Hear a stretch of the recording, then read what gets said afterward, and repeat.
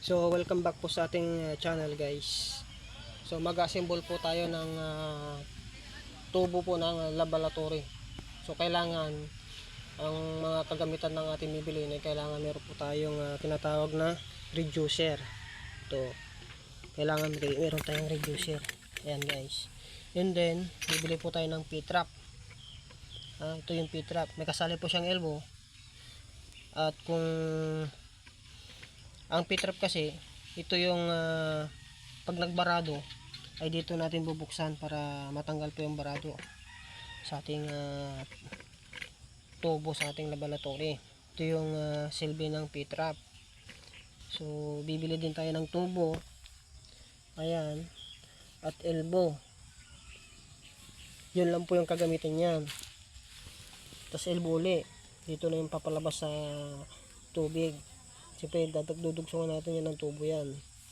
Ito lang yung mga gamit ng bibili natin pag tayo po mag-install ng lababo ng tubo. So napakadali lang. Ang basta bibili ng natin yung mga materialis, kailangan meron po tayong reducer, P-trap, tubo, saka mga elbow.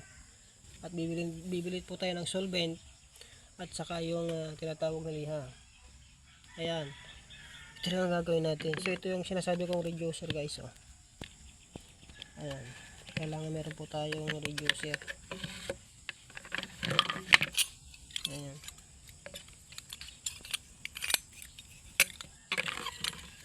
Kailangan yan. Ganyan po sa papasok natin yan.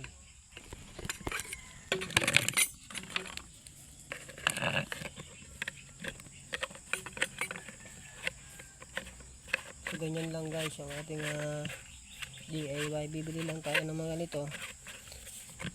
Napakadali lang pong gawin yan. So ipapakita natin kung paano natin mag-install.